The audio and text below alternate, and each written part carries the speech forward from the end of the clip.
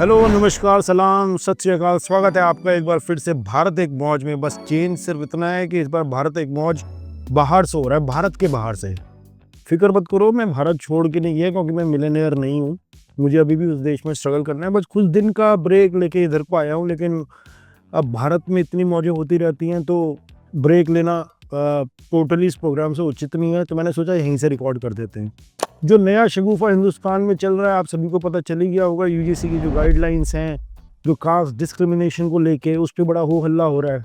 लोगों ने डिज़ाइन भी कर दिए हैं, कुछ लोगों ने सरकार के खिलाफ आवाज़ उठानी शुरू कर दी है। सड़क पे जो है आंदोलन टाइप शुरू हो गया है। मुझे मंडल कमीशन की याद आ गई, जब सारे सवर्ण जो है उठ के रिजर्वेशन के मंडल कमीशन के खिलाफ जो है सड़कों पर उतर आए थे। कुछ ने आत्मदाह भी कर लिया था। अब हालत ये है कि मोदी जी की और अमित शाह जी की फोटो पे झाड़ू चप्पलों से पिटाई हो रही है।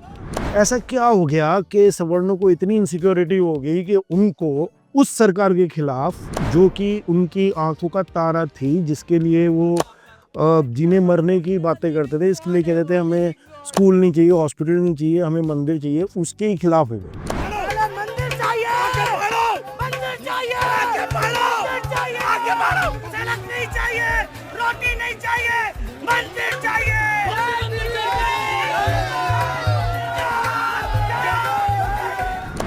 रीज़न छोटा सा है, आप सभी को पता ही है, लेकिन फिर भी मैं दोहरा देता हूँ कि यूजीसी ने गाइडलाइंस दी है कि जो कास्ट डिस्क्रिमिनेशन है उसके खिलाफ उसको रोकने के लिए, उसको कंट्रोल में करने के लिए, कंप्लेंट्स के एड्रेसल के लिए एक स्ट्रक्चर सा दिया है कि अगर कोई इस तरीके की कास्ट डिस्क्रिमिनेशन की कोई घटना होती है तो उसको एड्रेस करा जाए।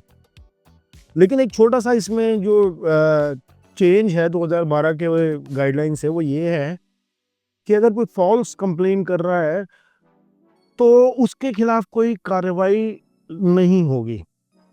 अब इस बात को लेके सारी जो अपर कास्ट है, सारी जो सवर्ण जनता है, उसको बड़ी खलबली मच गई कि ऐसे तो लॉ का बड़ा मिसयूज हो सकता है और ये तो हमारे खिलाफ है। जरा इस ऑब्जेक्शन पे थोड़ा ध्यान डाल दोस्तों। आप मुझे कोई एक ऐसा लॉ बताइए जो मिसयूज नहीं हो सकता या मिसयूज नहीं हुआ है। हर एक लॉ मिसयूज होता है, लेकिन जब तक लॉ पावरफुल मिसयूज कर रहा है, जिसके हाथ में पावर है, तब तक किसी को कोई प्रॉब्लम नहीं होती है। जैसे ही वो लॉ पावरलेस के सपोर्ट के लिए बनता है तो सबको प्रॉब्लम होने लग जाती है। सबको मतलब पावरफुल को प्रॉब्लम होने लग जाती है। जैसे कि मैंने कहा कि कोई लॉ ऐसा है जो मिसयूज नहीं हो सकता है, ठीक है। ये एक्सपेक्ट करना, सारे कानून को ले लीजिए आप, चाहे जो ट्रेडिशनली ऑप्रेस तबका है, चाहे महिलाएं हैं, चाहे दलित है, फॉर सेक ऑफ एग्जांपल मैं 2 एग्जांपल ले रहा हूँ। जब भी कोई कानून इनको एम्पावर करने के लिए बनता है तो महिलाओं के केस में पुरुष चिल्लाते हैं कि लॉ का मिसयूज हो सकता है, गलत फंसाया जा सकता है। दलित के केस में सवर्ण चिल्लाते हैं कि मिसयूज हो सकता है, गलत फंसाया जा सकता है। पहली बात तो हाँ, बिल्कुल मिसयूज हो सकता है, कोई भी इस बात से इनकार नहीं कर रहा है। To expect that women, and I'm just talking about these 2 examples, औरतों के लॉज के चलते और दलितों के लॉज के चलते ये एक्सपेक्ट करना कि सारे के सारे दलित जो हैं और सारी की सारी महिलाएं जो हैं वो बिल्कुल ही ईमानदार हैं और वो बिल्कुल ही जो है एकदम रूल्स के हिसाब से चलते हैं, बिल्कुल ही उनके अंदर कोई ह्यूमन जो शॉर्ट कमिंग्स हैं वो उनके अंदर नहीं है, ये एक्सपेक्ट करना ये तो थोड़ा ज़्यादती है। उनको फिर तो हम डिह्यूमनाइज कर रहे हैं, क्योंकि वो भी इंसान ही है, ह्यूमन बीइंग्स हैं, उनके अंदर भी वो सारी कमियां हो सकती हैं।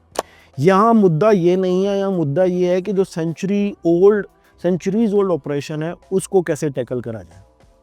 कोई भी कानून जो है, अगर आप मैं चले बाकी की बातें छोड़े, आप ये देखें कि जब जो झूठे केसेस होते हैं उनको एक्सपोज करना कोई बहुत मुश्किल काम नहीं है, बड़े आराम से हो सकता है, उसके लिए सिस्टम है।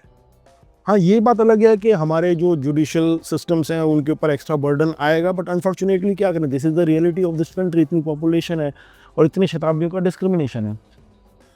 लेकिन जो असली केसेस हैं, असली केसेस में हमारे पास there are files of data जहाँ पे दलित स्टूडेंट्स ने सुसाइड कर लिया, उनको कॉलेज से ड्रॉप आउट करना पड़ा, प्रोफेसर्स ने उनके साथ डिस्क्रिमिनेशन किया, उनके कोलीग्स ने उनके साथ डिस्क्रिमिनेशन किया। बहुत सारे जोक्स उनके ऊपर बनते हैं, जिसके ऊपर कुछ फिल्में भी आने लगी हैं अब के अब। वो तो रियल में आपके सामने हो रहा है। जो फेक केस कभी होगा तो होगा, और ये कोई आइडियल सिचुएशन नहीं, मैं मानता हूं, but this situation is not dissimilar to any situation regarding any other law. So इसके ऊपर इतना बखेड़ा खड़ा करने का क्या मतलब है?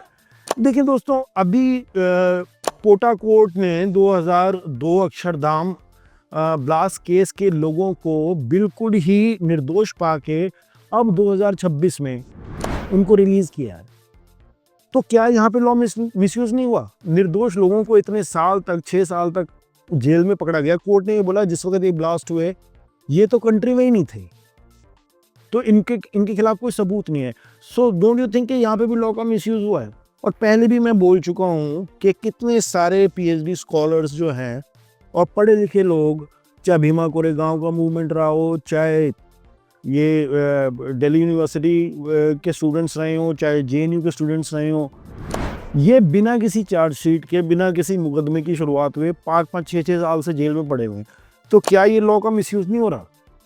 मुझे सवर्णों के प्रोटेस्ट पे डाउट तब होता है कि जब यहाँ पे लॉ का मिसयूज हो रहा है, तब वो सड़कों पे आके ऐसे प्रोटेस्ट नहीं करते कि भाई इस लॉ का मिसयूज हो रहा है, इसके खिलाफ कुछ करा जाए। लेकिन जैसी कोई एक लॉ ऐसा आता है जो कमज़ोर के सपोर्ट में खड़ा होता है, और जो जहाँ पे कमज़ोर को और एम्पावर करने की बात हो रही होती है, तो ये सबसे पहले सड़क पे आ जाते हैं। इससे क्या साबित होता है? इससे साबित ये होता है कि इनको स्टेटस को हटने से खतरा है, कि जो इनको एक सामाजिक व्यवस्था के अंदर जो एक उच्च स्थान मिला हुआ है just because of the accident of their birth, और जो एक कल्चरल लेगेसी और प्रिविलेज इनके साथ है, जिसका भरपूर पूरी जिंदगी इनको लाभ मिला है, ठीक है, जब जैसे ही उस पर चोट होने लगती है, ये तुरंत सड़क पे आ जाते हैं और कहते हैं कि ये तो जातिवाद को बढ़ावा देगा।